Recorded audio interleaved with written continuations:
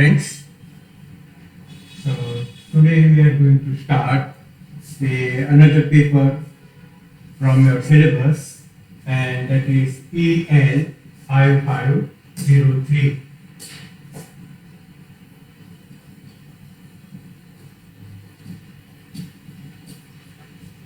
This paper is related with the instruments. Means we require different types of the instrument for the measurement of different electrical parameters like current, voltage, resistance. Correct?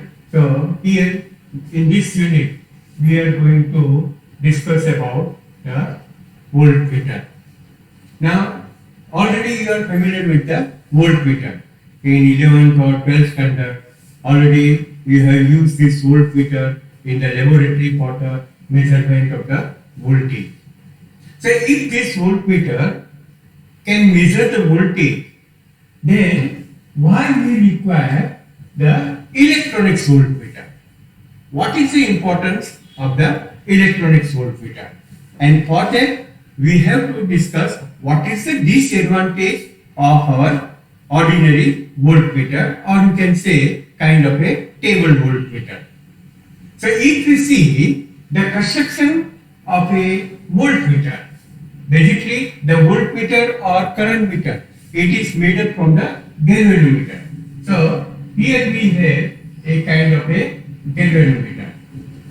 When we are connecting a higher resistance in series with the galvanometer, then it is called a voltmeter. Here we have to connect this series resistance Rs.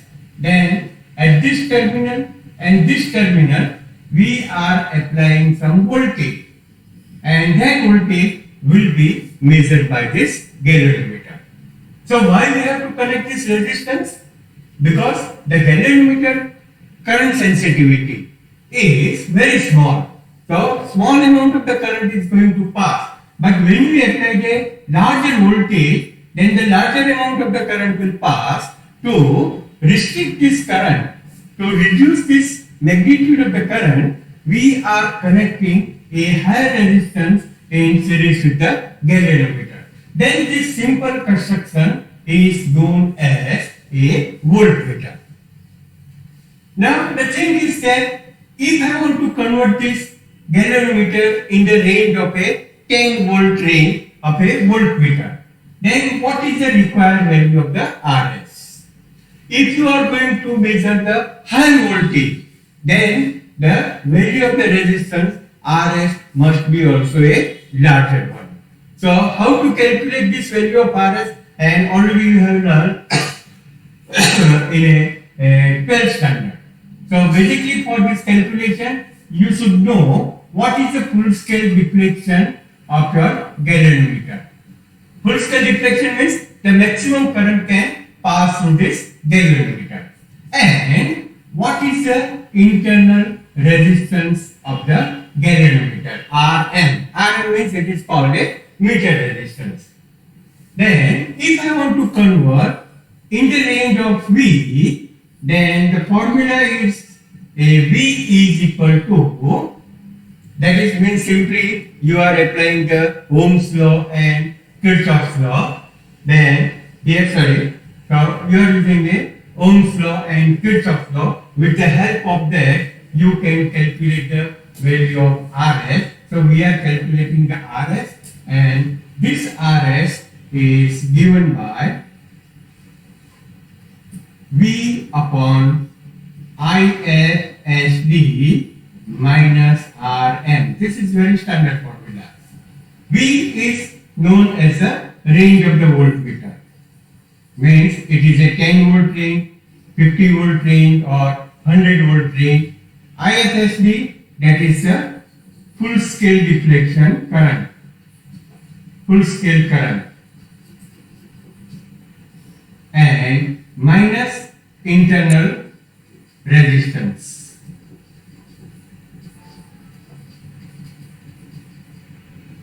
Right? So with the help of this, you can calculate the Rs.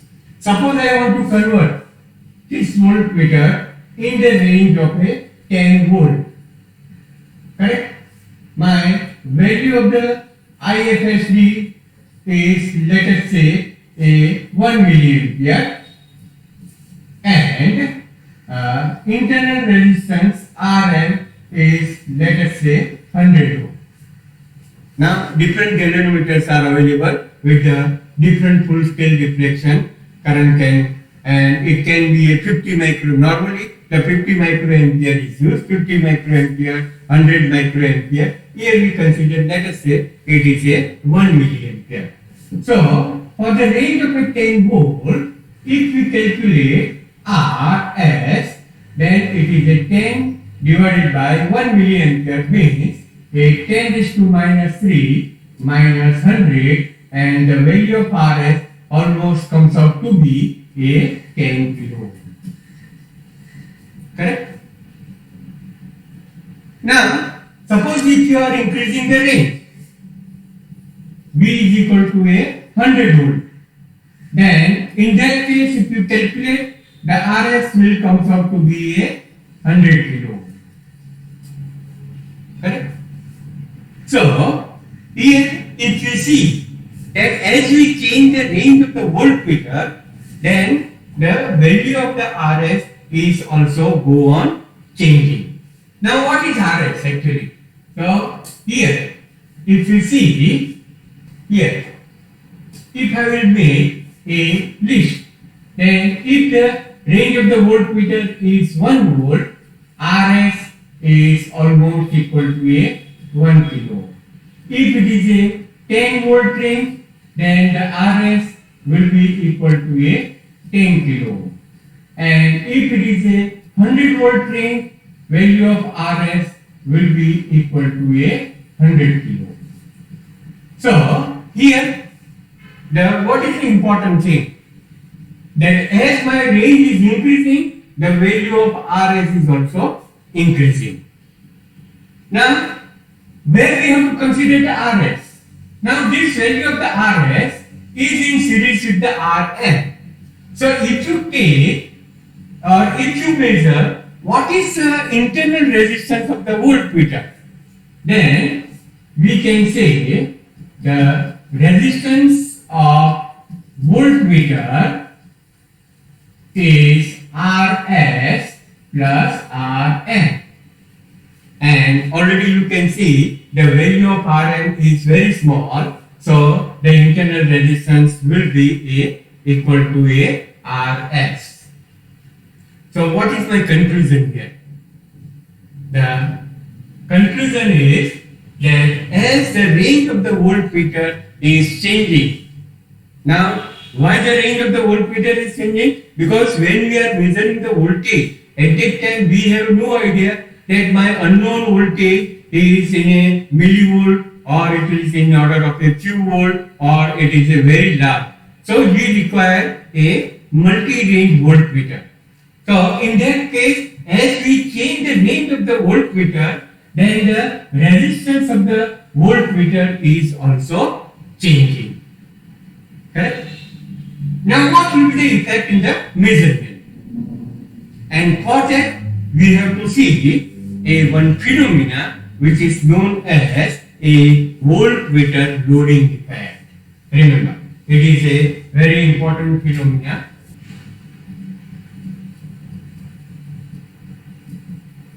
Voltmeter loading effect. So, try to understand this. Suppose we have a resistance. Value of my resistance is a 1 megaohm. And let us say some current is passing through the resistance. This current is a 100 microampere. Now we want to measure what is the voltage across this resistance with the help of a voltmeter. So theoretically, if we calculate what is the voltage across the resistance, then V is equal to I into R. This is 100 microampere and the resistance is 1 mega ohm. So the 100 volt is there. Remember, theoretically we have calculated the voltage across a 1 mega ohm resistance is 100 volt. Now I want to measure this voltage, and for that we are connecting a voltmeter across the resistance, or you can say parallel to this resistance. So when you are connecting this voltmeter, it means the value of Rs here. Remember, this is my voltmeter, correct? And let us say the range of the voltmeter is a 100 volt. The range of the voltmeter is 100 volt. It means the resistance which we have connected here, it will be around about a 100 kilo ohm. Just in the previous example I already mentioned. Now remember, for a different current capacity of the galvanometer, it can be also a different. So in our case, it is a 100 kilo. Now here in this circuit, you can see that 1 mega ohm is in parallel with the 100 kilo ohm. So actually, by connecting this voltmeter, we want to measure what will be the voltage across this. The voltmeter is indicating the 100 volt or not. But now, here you will realize that when you are connecting a voltmeter, voltmeter is not showing the 100 volt. It will always indicate the less than 100 volt. Why?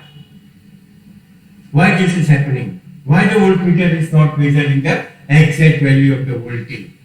So here the one of the reason is that high resistance of 1 mega ohm is in parallel with a 100 kilo ohm.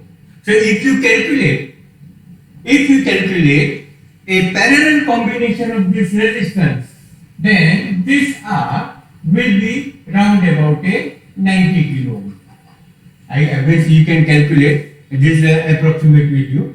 So always this parallel resistance will be less than this lower value of this. And here if you calculate this voltage, that is a V is equal to IR, and that is 100 microampere minus 6 into 90 kilo ohm 10 raised to 3. So here it is going to be a 9 volt. Correct? Means meter will indicate round about a 9 volt instead of a 100 volt. This is known as a voltmeter loading effect. And if you look at this, why this is happening? Because whatever the 100 microampere current is there, this by connecting this voltmeter, 100 microampere current is not going to pass through this resistance. Some of the current will also pass through this meter. So 100 microampere is now going to be divided in two parts. And already we know the current will always pass through a lower value of the resistance. So the larger amount of the current will pass through this galvanometer, and the smaller value of the current will pass through the 1 mega ohm resistance. And as a result, the voltage across the resistance R will be decreased because the less value of the current. Here in this case you can say this is around about a 10 microampere current will pass, and here the 90 microampere current will pass. So according to the 10 microampere, the voltage across the resistance will be hardly a 10 volt, and that is what indicated by a voltmeter. So here when you are measuring a voltage across a larger value of the resistance, then our voltmeter is not indicating the exact value of the voltage. Due to this voltmeter, the current in the resistance is going to change, and that is known as a loading effect. Then second thing, here whatever the current is passing through this galvanometer, correct? And actually it is a wastage because it is consuming this current from our circuit, and accordingly here there is a power dissipation I square R, and this power dissipation is not a small one. Remember, it is a larger means it will be in order of a microwatt. This power dissipation, if we calculate, it will be in order of a microwatt. But there are certain circuits where this much amount of the power cannot be tolerated. So whenever this power will come out from the circuit, and this power is going to be dissipated by the galvanometer. So that extra power is going to be consumed by this galvanometer, and due to that there will be a loading in the circuit, and as a result the current as well as the voltage of the circuit is also changing. So this is the loading effect. Now how to overcome from this loading effect? So here you can see what is the reason. The reason is that whatever the resistance of the voltmeter is, the 100 kilo ohm, it is very smaller than the 1 mega ohm. Here if I will use a voltmeter which has a resistance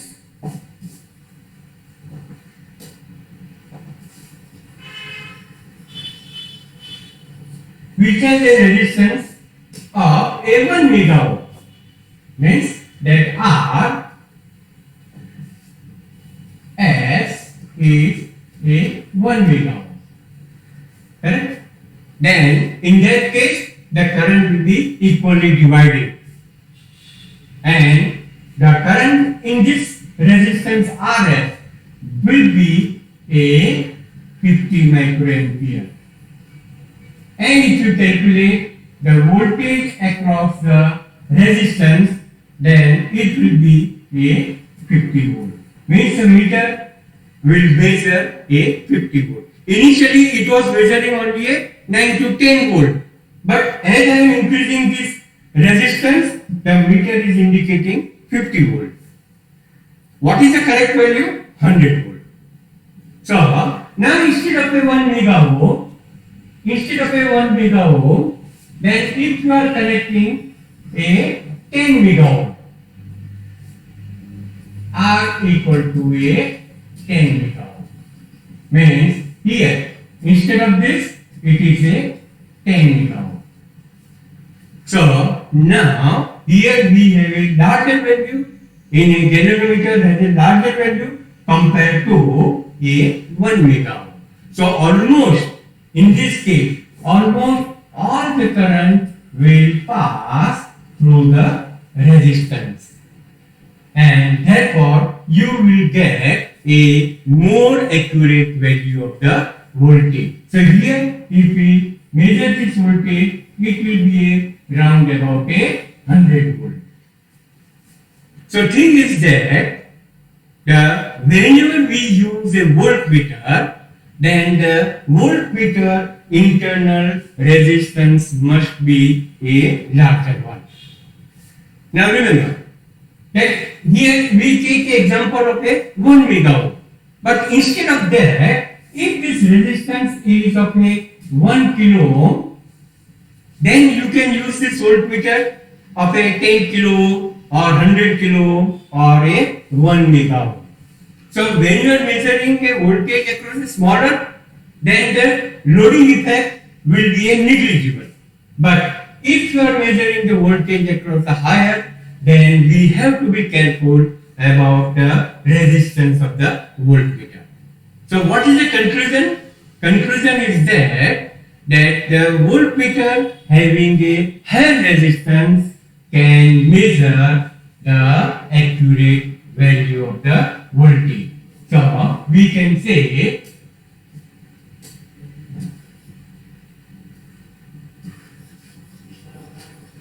we can say the voltmeter resistance should be large. And if you are talking about a ideal voltmeter, then for ideal voltmeter, the internal resistance must be infinite. Then only you can measure the accurate value across the higher resistance. So here, this is a disadvantage of your ordinary voltmeter, that internal resistance is not very large. Then second thing, that when we measure the voltage and if we change the range, then if you change the range means you are changing the value of RS, and when you are changing the value of RS, that is changing the internal resistance, remember.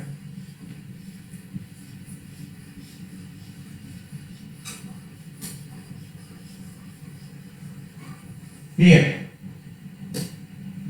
So, suppose we have a voltmeter in the range of 0 to a 10 volt. Correct? And in that case, I am measuring a, let us say, a 4 volt. 4 volt is there. You can see the deflection, and here you can have a number of the division for measuring the more accurate value. Now, here I have used a resistance of, that is the resistance of the voltmeter is, let us say, a 10 kilo ohm. Now I am changing the range. Let us say the new range of the voltmeter is 100 volt.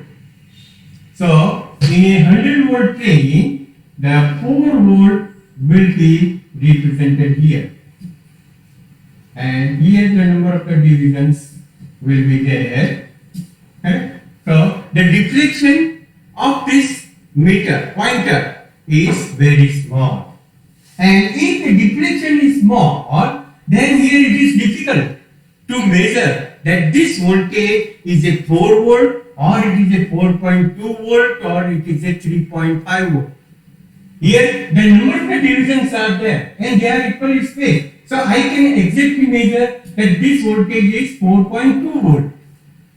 But as I am increasing the range, so the resistance of the voltmeter is increasing. You can measure the more accurate value on this range, but the pointed deflection is very small, and therefore you cannot estimate this voltage is a 4 volt or it is a 4.2 volt. Again, if you increase the range, then the resistance of the voltmeter is increasing, so the loading effect will decrease, but the deflection of the pointer will be very small, and again you cannot measure accurately. So here the whatever the ordinary voltmeter which we are using a galvanometer is converted into a voltmeter, in that case the resistance are very small and it is difficult to measure the more accurate voltage. Correct? Then if you are talking about another thing, that this voltmeter has a range of let us say 5 volt, then it is available for 10 volt, it is available for 100 volt, like this. But if my signal, if I am going to measure a 10 microvolt, or if I am going to measure a 10 millivolt, then this kind of a small voltage cannot be measured with cannot be measured accurately with the help of this kind of the voltmeter. If it is a small, remember again, if it is a 1 microvolt, then it is very difficult to measure this amount of the voltage with the help of a ordinary voltmeter. So in this case, we require a amplification. We have to amplify a small signal, and then you can use the voltmeter for the measurement of the voltage. So here in this voltmeter, amplifier circuit is not there. Correct? So in electronics voltmeter, if you are talking about a electronics voltmeter,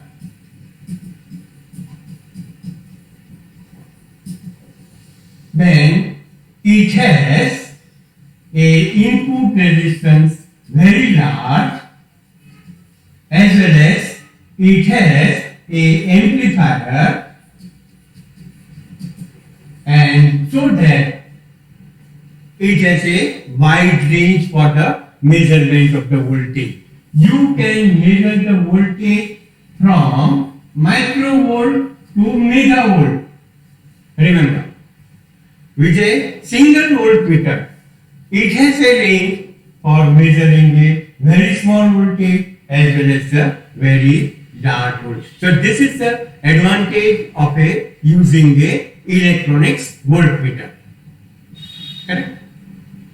Now one more thing, that whenever we have a voltmeter, then we have this polarity, positive terminal and negative terminal is there, and the positive negative terminal, normally in a voltmeter they are very near to each other. Here this is also made up from a conducting wire, this negative terminal is also made up from the conducting wire, and in between we have the air. So this will form a kind of a capacitor. Remember, here this positive negative terminal will form a capacitor. Why? Because what is a capacitor? Capacitor is nothing but the two conducting plate separated by some insulating material or by a dielectric material. In our case, the dielectric material is air. So there will be a kind of a capacitor across this.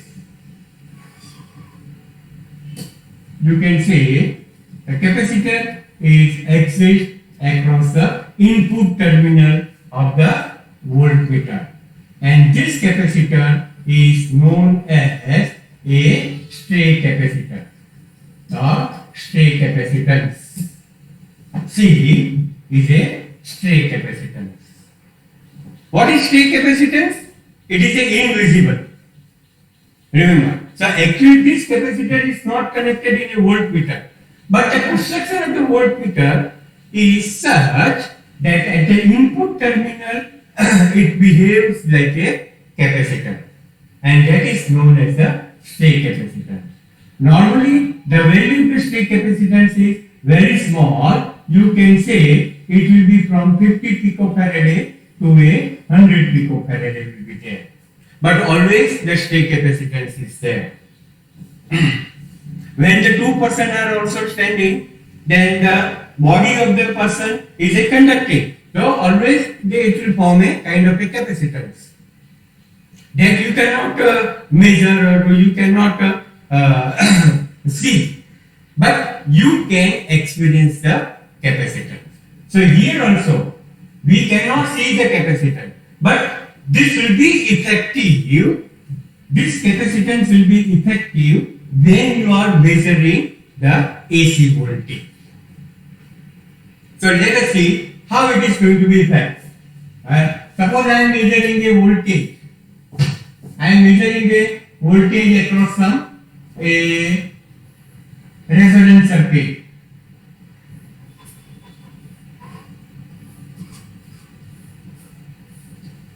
And C is there. Now in this resonance circuit, value of this capacitor is, let us say, a 200 picofarad. And circuit is in resonance means whatever the current is flowing, that current is going to be a minimum. Parallel resonance itself. Now I want to measure what is the voltage across this tank circuit. And for that, if we connect a voltmeter across this,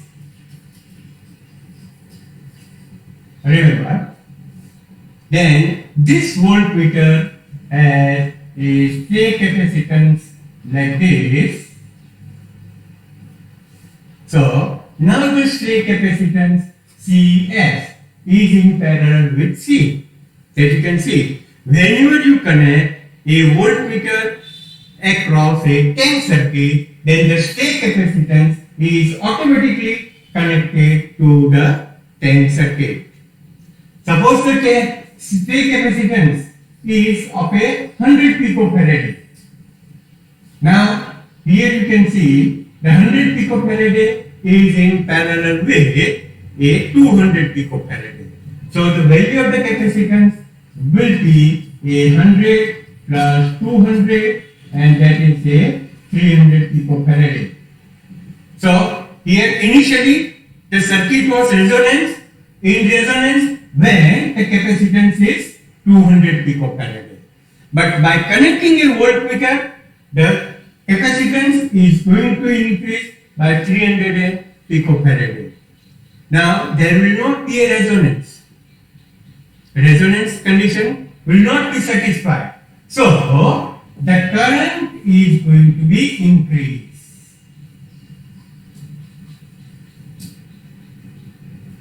And the current will increase, then naturally whatever the voltage across the tank circuit will be there, it will also change. So in this condition, the voltage measured by this voltmeter will be different than the original voltage.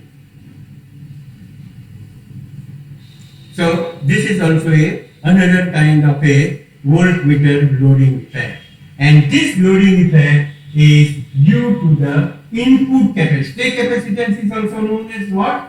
Input capacitance. And this input capacitance is large. So we have to make the circuit. We have to make the circuit where the input capacitance will be small. Here now in this case, instead of 100 picofarad, if this input stray capacitance is 10 picofarad, then the circuit will still remain in a resonance, because the effective capacitance is hardly 210 picofarad.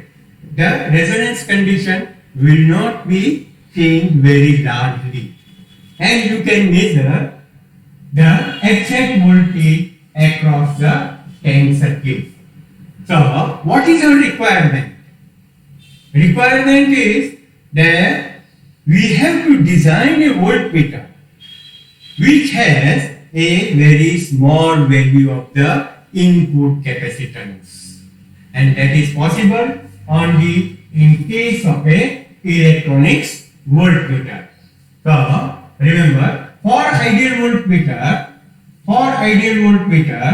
the input capacitance must be a zero, or it should be a very small.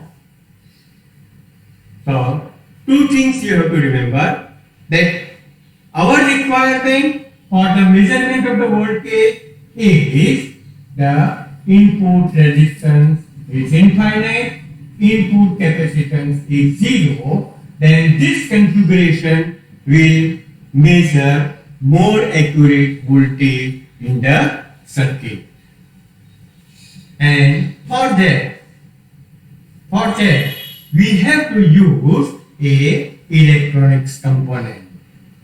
Directly you cannot measure that. If we use a transistor, field effect transistor, and if we amplify a small signal, then the field effect transistor will offer a very larger value to the circuit. So the current drawn from the circuit will be very small and the loading effect is going to be minimized. So in the next lecture, we will discuss a few electronic circuit which are used for making a electronics voltmeter.